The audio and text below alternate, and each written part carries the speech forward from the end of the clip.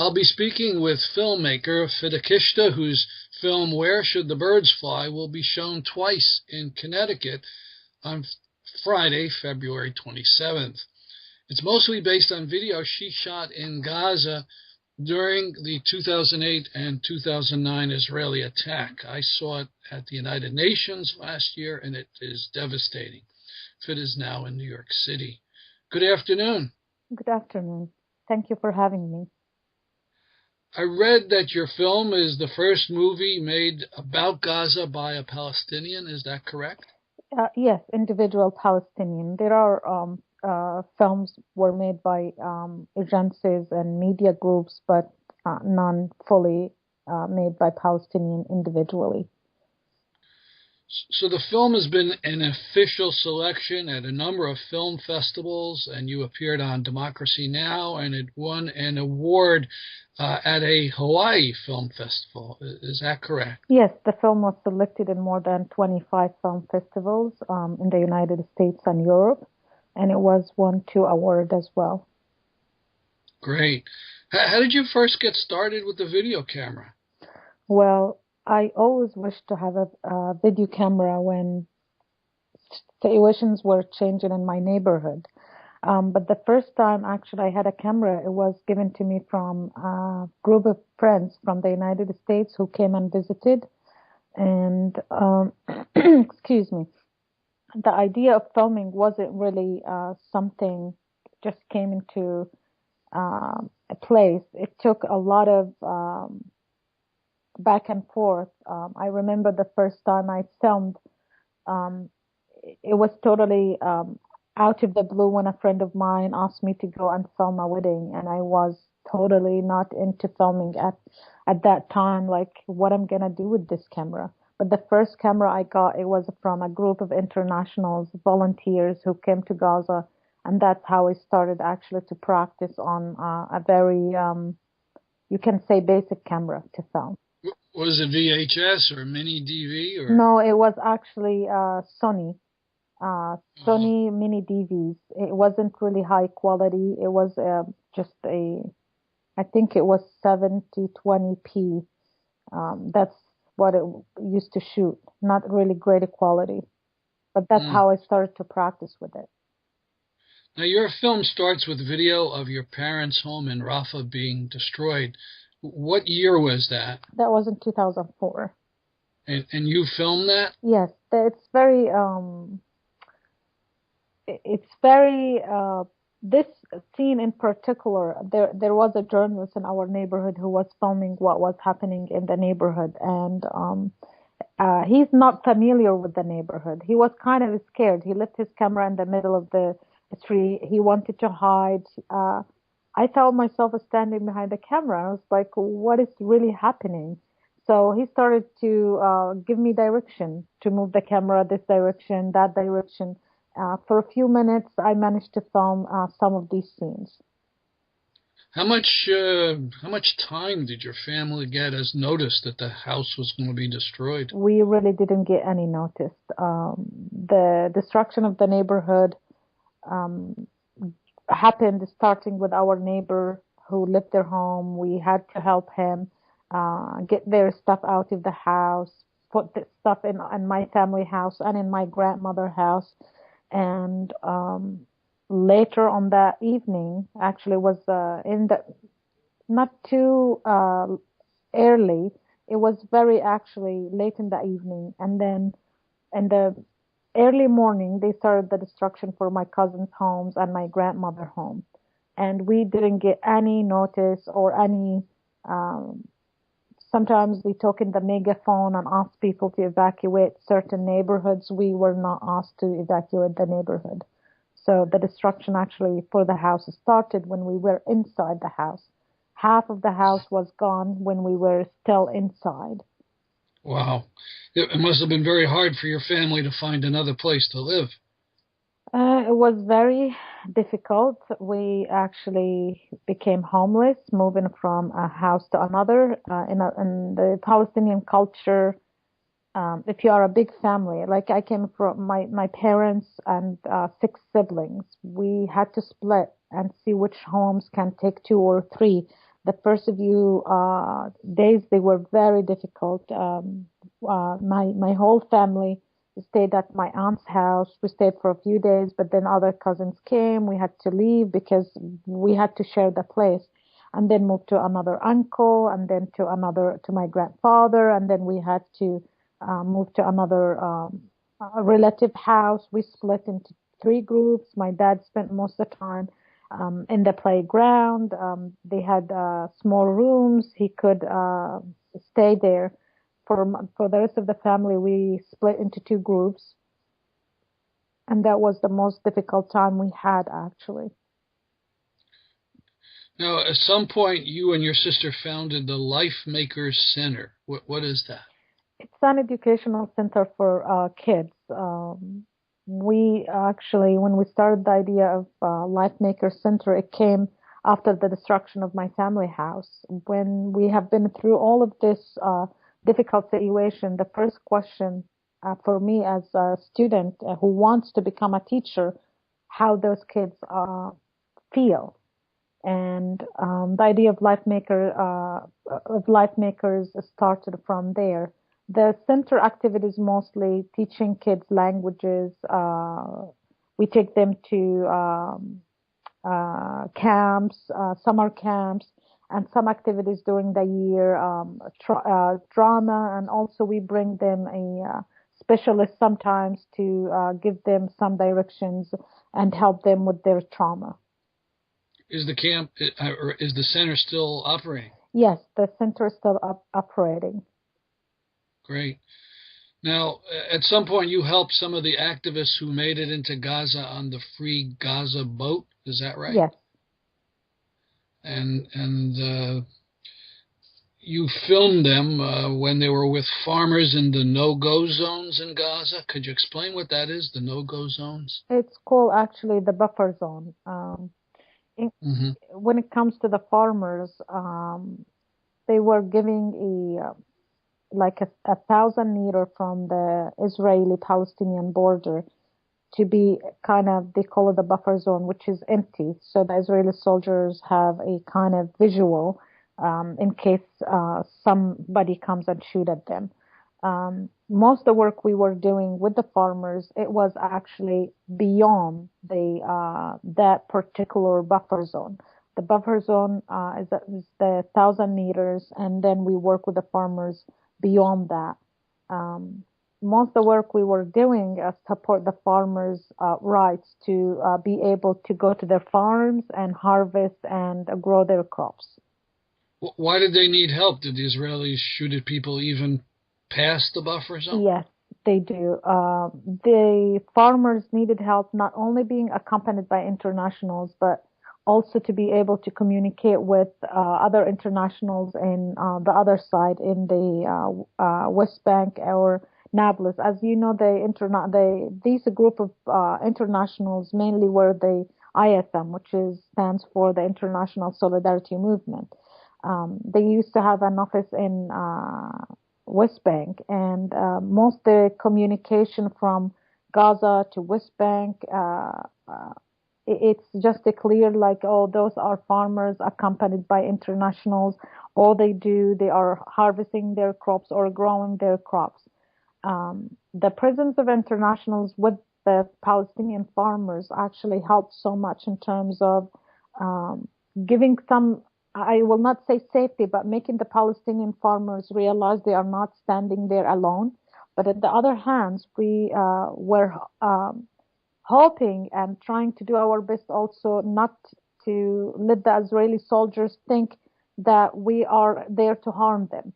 So for the international volunteers being there, it's kind of a very peaceful message to the two sides.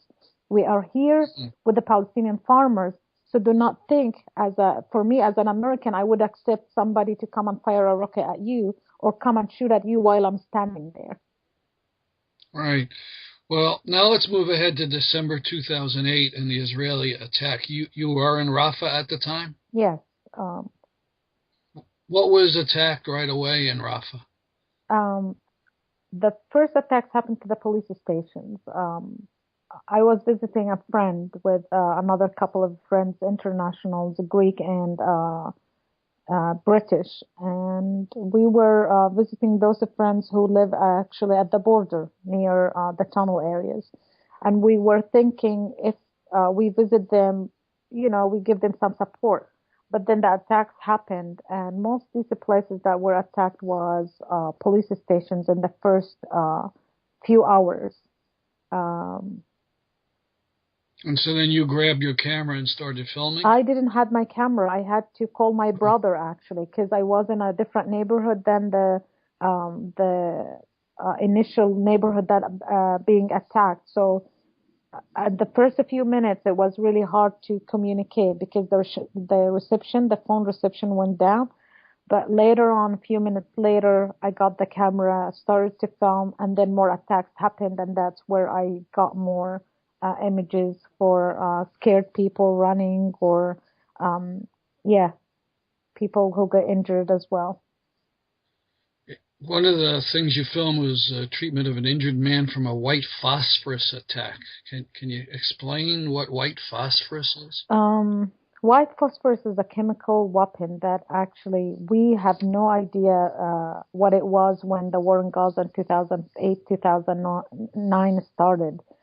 It was used basically, well, the international explanation for what um, the use of white phosphorus, it's mostly supposed to be used to cover soldiers who supposedly entering areas where they cannot have visuals. So it gives them kind of cover and helps them enter any kind of areas that this kind of weapon is being used. It's chemical. Mm. It's prohibited by the international law. Most the injuries that caused by the white phosphorus, most the people who were injured actually died later or died after a few days of the attack. Depends on what kind of injury. Um, it the white phosphorus. If you think the white phosphorus is just some kind of weapon that if it lands on the ground and it stayed a couple of days, it just goes away and everything goes back to normal. It doesn't. The areas where this white phosphorus hit, the land takes years and years to get back into the to be able to be used. As well as the people who get injured by the white phosphorus, mostly you saw the injury for one of the boys who got injured by the white phosphorus. It just keeps burning inside the flesh, your skin, and then it's just. I was amazed that this injury actually going visiting Ayman in the hospital for a couple of days. The injuries just when you just take the band-aid from his back, just the blood comes as if he was injured just right now, every Wow. single day. That for a few days it's the same thing. And did he live in the end? He did. He needs actually a few surgeries to take the rest of the shrapnels that get into his body out. Mm. Now, I assume there was a lot of video that you cut from the final film that you would have liked to have shown people. Am I right on that? Yes, definitely. It was really a hard choice to make an hour film when I had about 100 tapes and 100 hours of footage from not only the war in Gaza, but other things, the daily life of the people of Gaza as well. It was a very difficult decision what kind of scenes should be put in. I had um, to think a lot about the American audience, actually. Mm-hmm.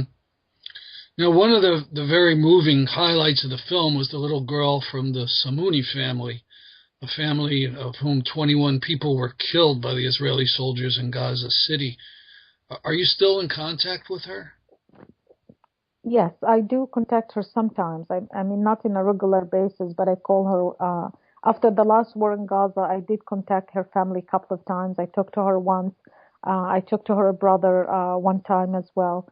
Um, yeah, she's doing okay, but the trauma keeps renewing. Whenever she passes the line, as we say, in her way of getting better, something else happens, pulls her back. And even though when I asked her how she's doing, she said she's okay, she's doing fine. When I asked her brother how's his family doing, he said they are good, but during the war in Gaza, they had to evacuate and go somewhere else, and then they had to come back after the attacks ended. Um, So they weren't the Sunnis weren't directly devastated again in this last attack. no, not in this last attack. Mm-hmm. Now, when's the last time you were in Gaza? The end of 2009. Mm. So obviously you weren't here for the latest attack. What do you hear? How bad? It was very bad. I talked to my family, and to be related to what's going on, I usually ask them to compare it with the war in Gaza in 2008, 2009 to be related. And most especially in the last attack on Gaza, they said this is not to compare at all with 2008, 2009. The civilians were targeted directly in 2014. Most of the people who were killed during 2014 were civilians, children, women, kids, families. There are attacks happened in entire family, like a rocket just hit one family building and then moved to another family building and another family building. There were more than 40 families in Gaza wiped from the map. Now they have no roots in Gaza because they were attacked, the whole family, the extended family as well. Mm. What about your own family in Rafah? I assume they're still there. I had during the last war in Gaza, I had seven cousins were killed. Six of them were second cousins, and one of them was first cousin. Wait, only in last summer, seven? Only in the last summer, yes. Oh, I'm so sorry. Wow. Well, the war ended after 50 days, these attacks, and then the Israelis made some promises about improving things, lightening up the siege. Has things improved at all? No, not at all. Actually, let's talk about what gets into Gaza, what comes out.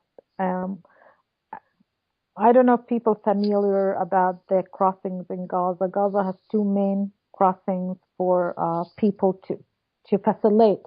That's what it's supposed to do, facilitate people movement, which is Rafah crossing um, at the Egyptian Gaza border, and Air is a checkpoint. Air is a checkpoint not only made to facilitate people movement, but also products and people and products. We have other crossing, Karim Shalom, which is in Rafah City.